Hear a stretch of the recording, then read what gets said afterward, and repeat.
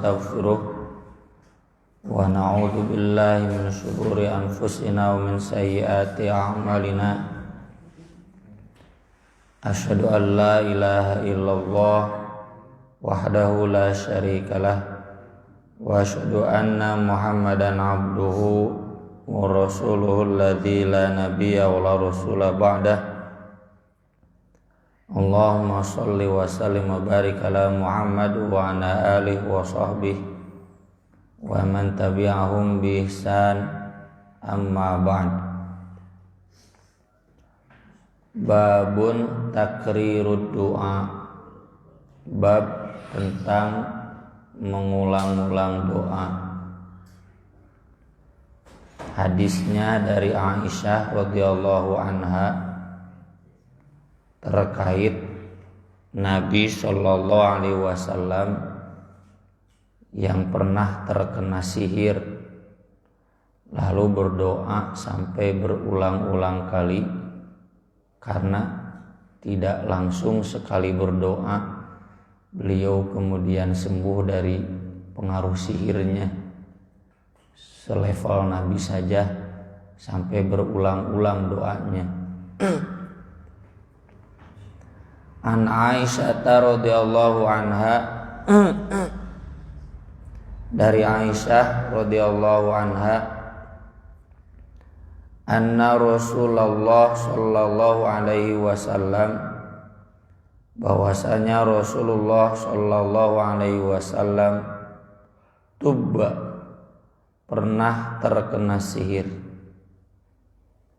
hatta innahu la yukhayyalu ilaihi annahu qad sana'a syai'a wa ma sana'ahu, hingga beliau selalu berkhayal, merasa pernah melakukan sesuatu tapi sebetulnya belum pernah dilakukan. Kata Imam Ibnu Katsir ya dalam kitab tafsir tentang tafsir surat Al-Falaq, ini adalah jenis sihir yang paling berat. Jadi merasa sudah sholat padahal belum, tahu-tahu ditegur sama yang lain, merasa sudah melakukan sesuatu padahal belum. Jadi tepukur rasaan linglung. Wa annahu da'a rabbahu, dan sungguh beliau berdoa kepada Rabb-Nya. Fada'a wada'a, beliau berdoa lagi ya, sampai 3 kali disebutkan di riwayat. Meski wallahu a'lam apakah 3 kali ini memang pas 3 kali atau hanya gambaran dari berulang-ulang kali. Saking berulang-ulang digambarkannya sampai 3 kali. Hanya yang jelas Nabi SAW berdoa untuk menghilangkan pengaruh sihir itu berulang-ulang, tidak cukup 1 kali. Tsumma qala, kemudian Nabi bersabda kepada Aisyah, asy'arti annallaha aftani fi mastaftaituhu fi, apakah kamu tahu ya, menyadari, maksudnya tahu, bahwasanya Allah sudah memberikan fatwa kepadaku dalam hal yang aku minta fatwa kepadanya dalam hal tersebut. Kata Imam An-Nawawi, jadi ini tahapannya doa dulu. Udah doa baru minta ilmunya. Ini caranya bagaimana? Dan ini yang sering jadi penjelasan bahwa tawakal boleh dengan berobat. Dan berobat boleh harus tetap dengan tawakal. Kalau Imam An-Nawawi menjelaskannya, Jadi pada awalnya Nabi berdoa saja.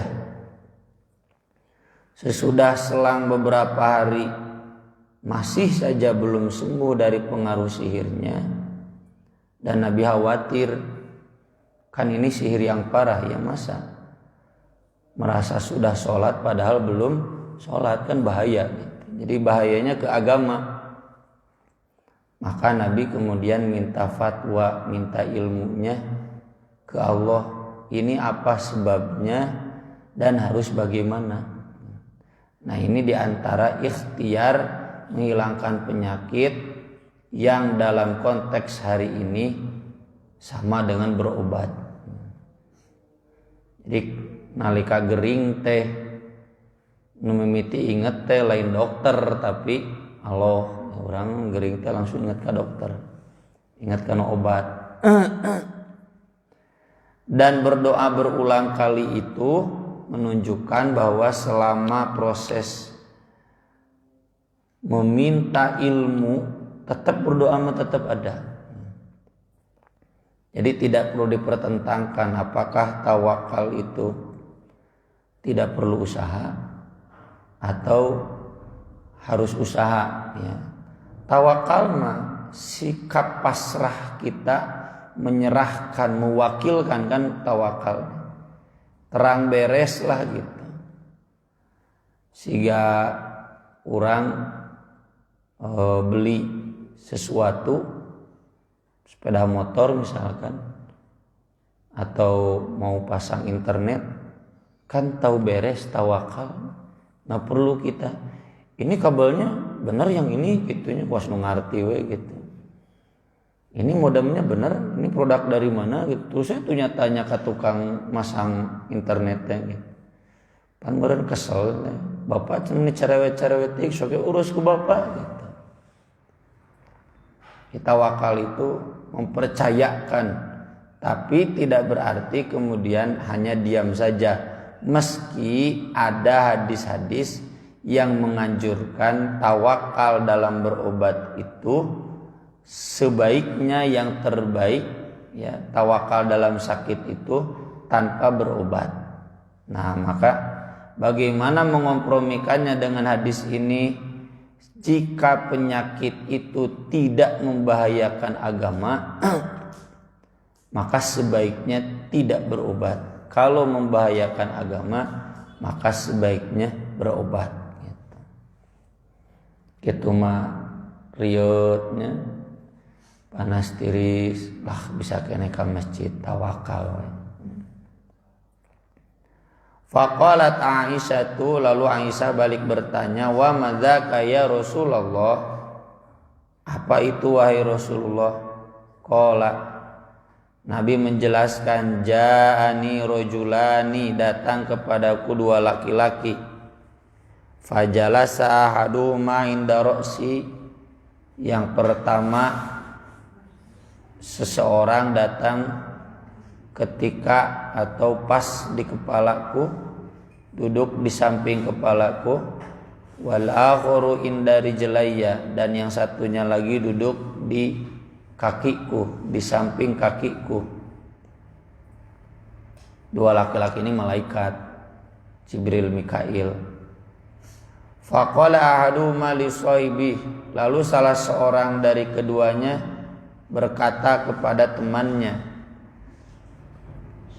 Ini bisa ketika mimpi atau ketika tidak mimpi.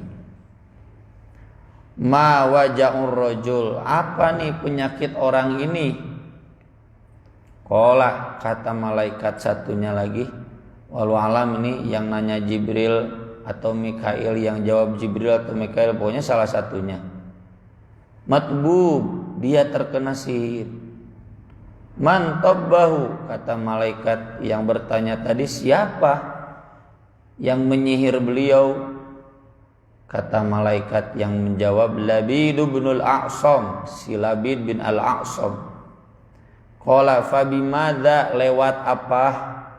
Fi mustin, pakai sisir, wa musyatatin, rambut-rambut yang tersisa di sisir, wa juffi tol'ah, dan bungkus pelepah kurma.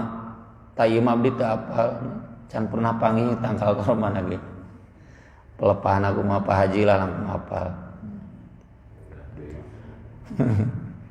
Qala fa aina huwa, kata malaikat yang nanya di mana?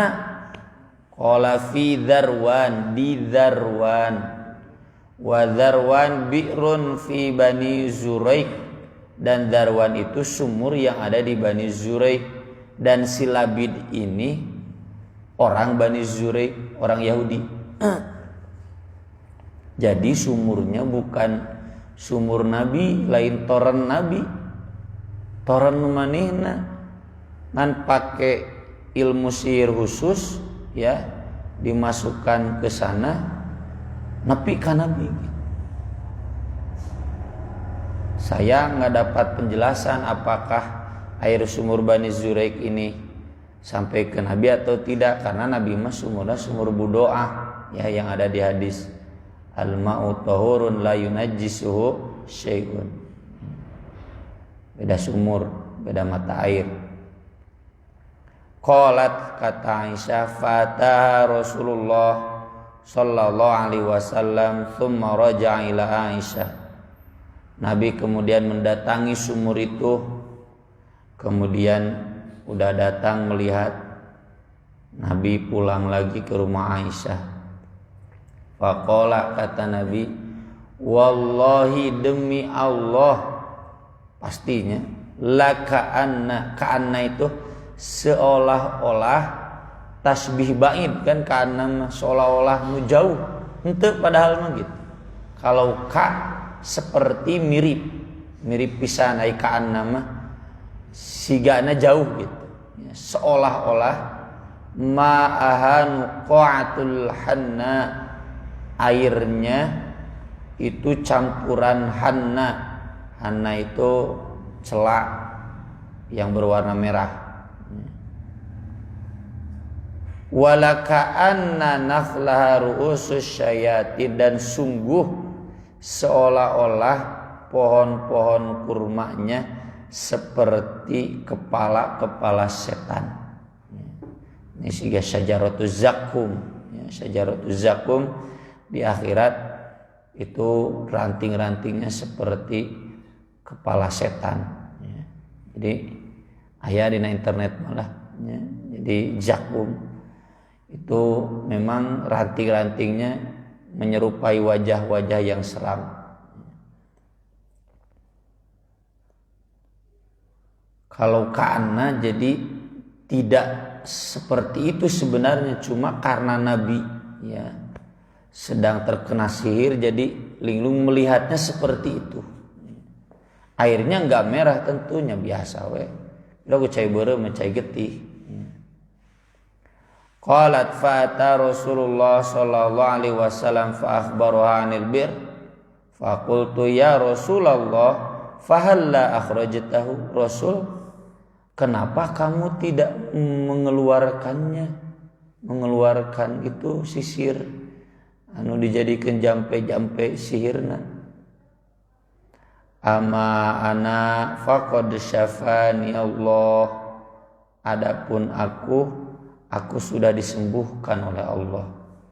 Wa karihtu an uthira 'alan nasi syarran, dan aku takut menyisakan keburukan untuk orang lain. Dalam riwayat lain disebutkan kemudian Nabi menyuruh agar sumur itu ditutup, diuruk karena berbahaya. Maksudnya kalau dikeluarkan nanti itu hasil sihirnya bisa membahayakan orang lain. Nah, ini yang ditegaskan ya oleh Imam Ibnu Katsir dalam kitab tafsirnya ketika menjelaskan tafsir surat Al-Falaq, bahwa Nabi SAW terkena sihir itu hadisnya sahih pisan, muttafaq alaih. Kalau hadis sahih mustahil bohong. Jadi jangan kemudian menyaksikan Masa Nabi SAW terkena sihir? Tidak boleh. Ya.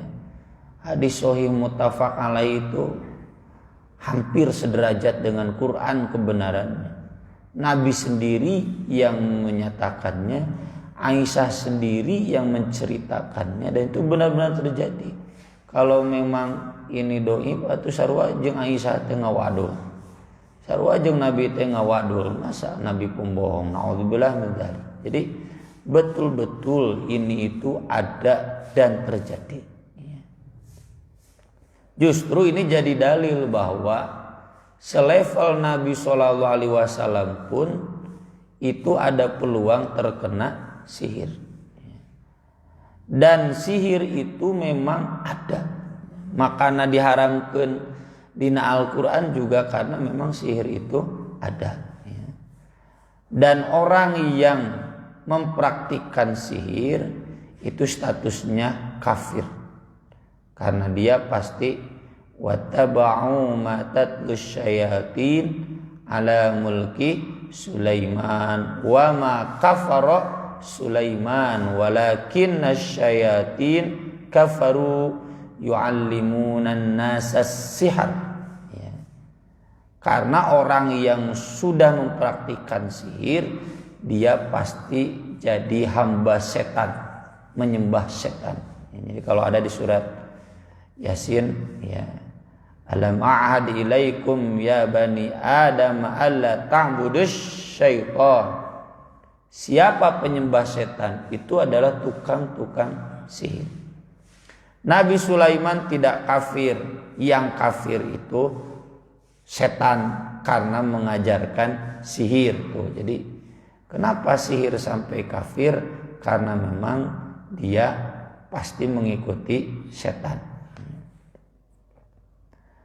Dan di sana disebutkan Nabi Sulaiman, soalnya orang Yahudi, ya, di Al-Quran disebutkan orang Yahudi itu yang menyebarkan sihir di tanah Syam, masuk ke Palestina, ke Eropa dan semuanya. Ya. Sihir yang diajarkan Yahudi itu mujarab karena memang langsung dari setan, ya, berhubungan dengan setan. Dengan ritual-ritual khusus sampai kemudian nyambung dengan setan.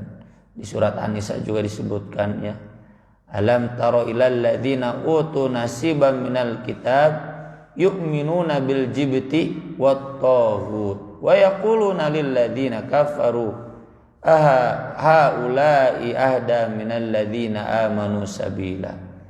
Orang Yahudi itu ongko diberi kitab tapi malah beriman kepada sihir dan togut, dan mengatakan kepada orang kafir, kepada orang-orang Arab di Madinah anu kafir, orang munafik, ini jalan hidup yang lebih baik daripada yang diajarkan kepada orang-orang beriman.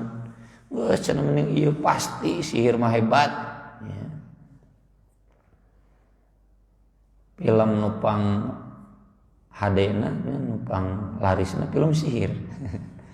Buku nupang larisna sesudah Al-Quran buku sihir, si Harry Potter. Jadi sekali lagi ya, sihir itu ada. Dan sihir itu dalam hadis-hadis kitab-kitab yang membahasnya, yang pernah saya baca itu memang lewat jampi-jampi. Jampi-jampi lewat barang-barang khusus, ya. Saya masih ingat ya dulu ketika dosen saya yang dosen bahasa Sunda mengajarkan budaya Sunda, pertemuan ke-12 seingat saya itu dia mengajarkan jampi-jampi nu aya di Sunda. Jampe lamun panon poe meletek, jampe kalau matahari terbenam. Kemudian jampe lamun urang aya di wetan, di kulon gitu. Nah ini khasiatnya gitu. Saya tanya langsung, "Ai Bapak percaya henteu?" Dia jawabnya, "Polos, saya orang Muhammadiyah, harusnya enggak percaya. Tapi dah memang ada." Gitu. Saya tanya, "Bapak percaya henteu?" Gitu. Ya saya terpaksa percaya, ya. Maksud saya percaya teh Bapak yakin yang ngamalkeun gitu. Dan memang ada gitu ya. Ritual-ritual yang bisa mendatangkan kekuatan gaib itu memang ada dan haram gitu. Disedak-sedak teh gitu yang jawab teh saya orang Muhammadiyah harusnya saya enggak percaya. Ada abdi mau percaya itu kan mau diamalkan gitu. Karena ya kudu dibaca. Mau dibaca, dibaca mah itu sarua orang jeung ngamalkeun. Dan itu ya jadi sihir itu ada berdampak buruk dan bisa kena kepada orang yang soleh. Nah, ada yang disebut nusroh. Nusroh itu mencabut pengaruh sihir, tapi dengan praktik sihir lagi. Gitu. Ya, siga film Harry Potter lah. Sihir dibalas ku sihir, nah gitu. Sihir putih istilahna teh jeung sihir hitam. Sihir putih mata nusroh, tapi sarua sihir putih ge haram. Ketika Nabi ditanya tentang nusroh dan ada ya di zaman Nabi sudah ada nusroh teh si Harry Potter teh geus aya zaman Nabi teh. Kemudian kata Nabi, hiya min amali syaiton, ya itu termasuk dari setan juga. Kemudian bagaimana atau cara menghilangkan pengaruh sihir? Jadi hikmahnya Nabi terkena sihir itu agar umatnya tahu bagaimana caranya. Jadi sunnah gitu. Caranya menghilangkan pengaruh sihir. Yang pertama berdoa. Yang kedua mencari penyebab kira-kira apa nih saha nu ngajampena saha nu nyantetna apa barang yang dia santetnya. Di Jawa mah kan terkenalnya dukun santet. Nah, datangan we kontrol paehan. Hukumannya kan hukuman mati. Zaman Umar tuh ada riwayatnya Umar menghukum mati 3 tukang sihir. Lalu kenapa ini Labid bin Al-Asom saya nggak dapat keterangannya apakah dihukum mati atau tidak. Kalaupun tidak dihukum mati, ya kan ini orang Yahudi, ya. Ada di wilayah Yahudi, kudu main perang kan. Hukumnya hukum Yahudi, ada di kekuasaan orang lain. Gitu. Jadi di zaman Umar mah 3 orang Yahudi itu yang tukang sihir dan menyebabkan bahaya itu dihukum mati 3-3-nya. Jadi Ki Joko Bodo itu dulunya kafir, ayeuna mah geus tobat. Geus tobat jadi tidak termasuk orang kafir. Yang kedua, nah itu dicari siapa dukun santetnya, apa barang yang dia santetnya kemudian dihancurkan. Dukun santetnya dihukum, ya hukumannya hukuman mati kalau dalam hukum Islam. Tentunya hukuman mati itu sesudah istitabah. Istitabah itu diminta tobat dulu. Tobat mual hukum mati. Bahaya tuh. Dukun santet, tukang sihir. Kalau kemudian teka panggih dukun santetnya dan barang-barang santetnya jaya langkungnya teka panggih, barang-barang teka panggih bagaimana? Ya berarti cukup dengan doa saja. Dari kitab-kitab syarah hadis yang saya telusuri, saya tidak menemukan Nabi teh ngadoana kumaha lafadznya.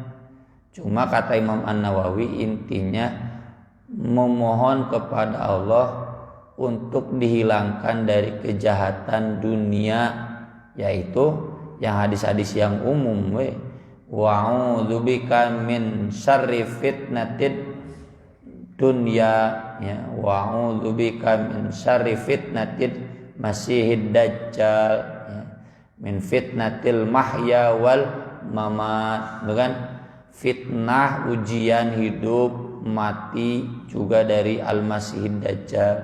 Itu diantaranya, makanya di sini Imam Bukhari menuliskannya sesudah bab yang kemarin berlindung dari fitnah dunia.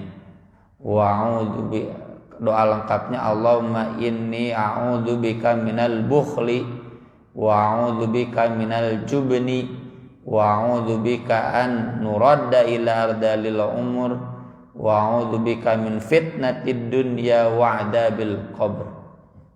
Ya Allah, aku berlindung kepadamu dari sifat bakhil, sifat penakut, dikembalikan pada umur yang paling rendah, maksudnya pikun, dan aku berlindung kepadamu dari fitnah dunia dan siksa kubur. Nah, sihir itu kan bagian dari fitnah dunia, selain harta, tahta, wanita dan kuota. Udah kayaknya mah fitnah na kuota, boga kuota geus hanteng mabar poho kana sagala. Tapi kalau kita merujuk hadis-hadis tentang surat Al-Falaq, ya, nah di sana jelas. Jadi Nabi SAW sesudah terkena ini kemudian merutinkan membaca muawwidzat. Muawwidzat itu Qul Falaq bin Nas, Al-Ikhlas, Al-Falaq, An-Nas. Merutinkan membaca al-muawwidzat pagi dan petang 3 kali. Sebelum tidur 3 kali. Nah, jadi ini bisa menjadi salah satu, ya. Tong dibaca nu eta wungkul, ya, wa min masyarrin nafatsati fil uqad. Tong eta wungkul semua dari kulhunya, ya. Karena Nabi membacanya begitu dan Nabi sendiri yang menyebutkannya al-muawwidzat. Termasuk di setiap beres sholat, sekali-sekali beres sholat, ya. Jadi kalau kita mau zikir dan di buku diniyah yang kita konsep ulang itu ada, ya, dari sejak TK sudah diajarkan bahwa wirid itu sesudah tahlil lain terus balik sholat sunat baca dulu muawwidzat Qul Falaq bin Nas, ya. Termasuk tadi sebelum tidur 3 kali pagi dan petang. Pagi bisa beres duha, ya, atau beres subuh nggak apa-apa, atau kalau petang beres asar, beres maghrib, itu bisa dibaca. Jadi kalau tanya bacaan khususnya apa, kami belum menemukan, ya, tapi kembali dengan doa-doa yang umum atau baca ayat-ayat Al-Quran yang tadi. Kalau kemudian kebetulan kita menghadapi orang yang terkena ruqyah, terkena sihir, bagaimana minta diobati sama kita? Ya diruqyah saja. Nabi kan mencontohkannya meruqyah sepanjang belum di tracingnya. Ya saya kira-kira nu nyantetna sa anu nyeri hati ka dieu. Nah kan di buletin Taubah ada yang nanya, ya. Jadi tiba-tiba perempuan itu padahal beberapa hari lagi pernikahan, kartu undangan geus dijieun, kabur jeung lalaki lain. Apakah Ustaz itu mungkin terkena sihir? Sangat mungkin.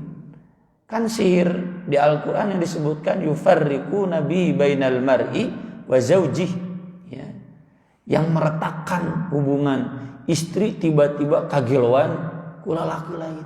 Alhamdulillah mendali. Atau suami tiba-tiba, ya, selingkuh dengan perempuan lain, itu sangat mungkin, ya. Pelet orang itu bagian dari sihir, sangat mungkin. Maka ketika itu terjadi, sok saya telusuri laki itu. Kalau memang dia kabur tehnya betul-betul terpaksa dan baru bisa kabur saat itu, itu bogoh, eta lain sihir. Tapi kalau memang karena sihir, tanya laki itu make sihir tahun terdesak gitu, maka wayahna, ya, apa itu benda sihirnya hancurkan.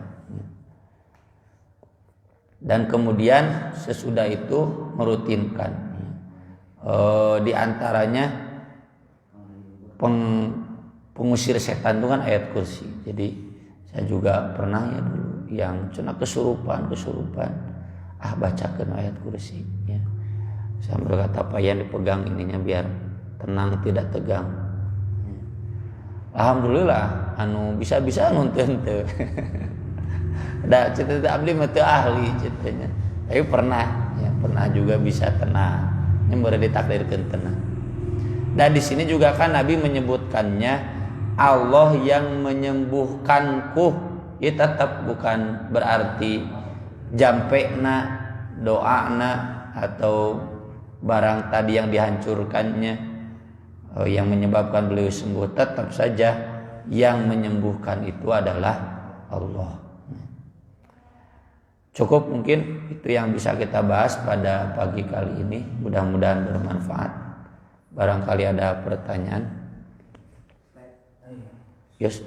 Masalah saum sunat anu bertabrakan model Senin Kamis sareng tengah bulan kumaha? Senin Kamis itu niatnya tidak muqayyad harus Senin Kamis, tapi mutlak bebas. Saum apapun asal di hari Senin. Mau saum tengah bulan, mau saum Ramadan, pirakunya Senin apa heula. Saum Senin. Mau saum kodo, mau saum ngahajakeun saum Senin. Ya, kan di hadisnya Senin Kamis itu disetorkan amal ke langit, dan saya ingin ketika disetorkan itu dalam keadaan saum naon bebas. Maka niatnya bebas. Kalau bentrok dengan tengah bulan, ya niatkan saja tengah bulan, Seninnya pasti masuk. Bahkan saum tengah bulan pun ya menurut sebagian ulama itu juga niatnya mutlak. Bisa digabung dengan saum Nyawal, ya. Saum Syawal pas tengah bulan boleh, ya. Yang penting kalau saum Syawal muqayyad, saum qada muqayyad. Tidak boleh saum qada yang saum Ramadan dihijikeun. Ya. Oh cenah Ramadan nu kamari aya keneh hutang. Angke bulan Ramadan ayeuna sakaligus ngodo. Oh itu bisa. Itu mah muqayyad, ya, harus berpisah. Tidak boleh dengan disatukan dengan saum yang lain. Tapi kalau Senin Kamis ya itu boleh disatukan dengan niat yang lain. Saum Daud ya itu boleh disatukan dengan niat yang lain, pokoknya mah saum selang 1 hari. Mangga Pak Ji. Bismillahirrahmanirrahim. Seharusnya pertanyaan ya kemarin lupa saat di nah setelah ke rumah kemudian baca-baca buku itu majalah muslim patut mereka yang terakhir di sana ada babnya antara apa itu adan sama khobar. Itu saya sendiri yang menjalankan. Alhamdulillah itu yang saya itu yang menunjukkan itu di mana waktunya itu ya itu waktunya salat sunat katanya dalam keterangan itu. Tapi alhamdulillah ini dilaksanakan, bahkan lebih daripada salat sunat. Ulang sudah selesai, yang lain baru datang salat lagi. Tapi yang menjadi pertanyaan itu antara salat itu mungkin antara subuh sama duhur belakangnya itu. Tapi ternyata ada waktu asar maghrib isya itu begitu ada ya qomat itu yang menjadi pertanyaan itu. Nah, apa yang kemarin itu seharusnya kemarin dipertanyakan itu begini kan. Selama ada di Jakarta, Bekasi selama 3 minggu 4 minggu itu sudah ke masjid. Memang itu dari dulu itu masjid itu ya, pada tahu bapak itu sudah tahu. Ternyata sekarang berubah kalau subuh itu datang saat hari ke masjid ya. Tidak ada dari si bapak yang bertemu kan. Setelah ada Ustaz ditunggu Ustaz, mengapa tidak cepat-cepat komat sudah lebih. Di sini ada ketentuan di Bandar sini Ustaz mungkin 5 menit atau kurang tahu kan. Oh iya. Jadi mulailah artinya alarm lah Mbak, ya alarm mungkin Ente iya. Pemberitahuan Jam digital. ya pemberitahuan Ustaz. Jadi komat itu maksudnya di sini itu karena alasannya beda, alasannya dia itu karena banyak pegawai negeri yang itu Ini bukan satu masjid jaya, saya pindah lagi ke perumahan yang lain, gitu lagi. Nah itu perlu dipertanyakan ya, itu dulu saya. Ya. Terima kasih. Pertama tentang jeda antara adzan dan iqomah, sebagaimana saya tulis, sepengetahuan saya ini sudah ijma atau minimal jumhur, memang begitu dari dalil-dalilnya. Jadi sudah adzan itu tidak langsung qomat, ada jeda buat berdoa, buat sholat minimal 2 rakaat. Maksud minimal teh jaraknya seukuran sholat 2 rakaat. Meski ada ya sebagian ulama yang tidak setuju, ya ini seperti yang sering kita bahas, bagian dari ijtihad ya, kita harus saling menghargai. Saya juga kalau datang ke masjid yang tidak ada nanya dulu kan, itu langsung qomat. Ada satu masjid ya di Bakan Tarogong, badai langsung qomat, teh cenah ngantosan sakedap, tapi teh sarolat, ana mah salat. Maka di masjid itu setiap kali saya ngisi, saya sholat qoblat ya.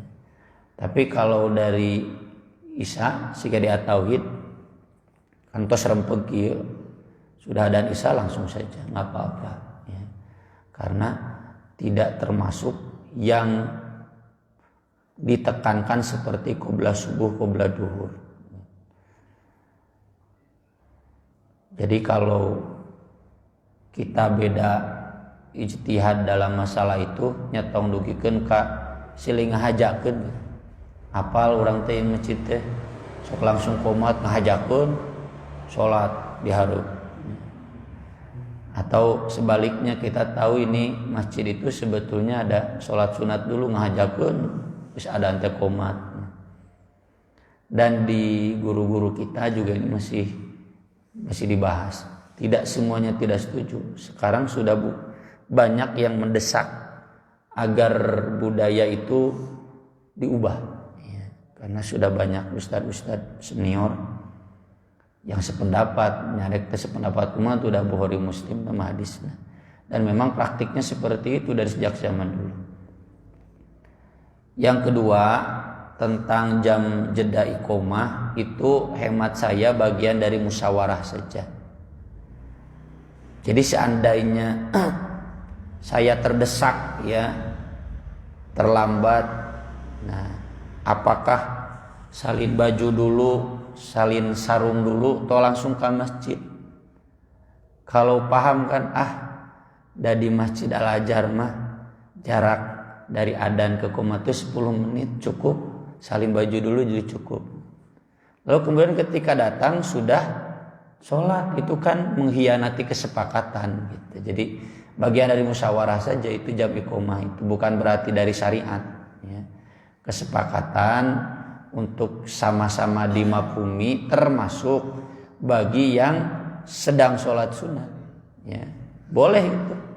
Karena Nabi pun ketika qobla maghrib itu, ketika Nabi sholat, sahabat masih ada yang sholat di ujung-ujung tiang masjid ya. Jadi ketika Nabi mengimami Bilal iqomah itu, sahabat masih ada yang sholat qobla maghrib di tiang-tiang masjid, boleh ya, tinggal nanti nyusul masbuk dan insya Allah kasusul. Jadi kalau kemudian pas bunyi alarm iqomah, lalu kemudian iqomat, meski ada yang sholat nggak usah protes, justru seharusnya yang sholat lihat kan ya, lihat dan menyesuaikan dengan jam iqomah itu bagian dari hasil musyawarah saja, agar yang menunggu juga tidak terlalu lama ya. Yang sholat tengah hajakeun teuing lila gitu, teu pacambung-sambung terus nggak ada akhirnya kan nanti. Itu bagian dari musyawarah saja, bukan bagian dari syariat. Dan yang saya tahu itu dipraktikkan memang di masjid-masjid besar. Katanya di Masjidil Haram juga demikian, di Masjid Nabawi demikian. Dulu saya ketika zaman kuliah di Masjid Dewan Dakwah di Jakarta Pusat, Itu juga demikian. Jadi dari tempat wudhu itu sudah ada tulisan jeda adzan iqomah 15 menit. Jadi urang teh boga ukuran 15 menit. Pas udah 15 menit komat udah mucida kan badag ngadaguan beres kabeh mah hese gitu. Tinggal nanti yang sedang sholat sunat mempercepat sholat sunatnya dan ikut bergabung. Itu mah bagian dari teknis musyawarah. Dan saya setuju. Meski saya di At-Taubah karena jedanya 5 menit nitah ka ari pangobahkeun hese cenah gitu. Najan geus tit nya ada di At-Taubah mah saeutik ningali we. Oh aya keneh daguan. Tapi kalau sudah sujud terakhir tahiyat akhir melah tinggalkeun we gitu. Begitu Pak Haji. Mas Anes. Ya. Cekap. Atur nuhun kana perhatosana insyaallah disambung di kajian bakal sumping. Aku qouli hada wa astaghfirullah li wa lakum. Subhanakallahumma bihamdik asyhadu an la ilaha illa anta astaghfiruka wa atubu ilaik. Wassalatu wassalamu ala rasulina karim. Wassalamualaikum warahmatullahi wabarakatuh.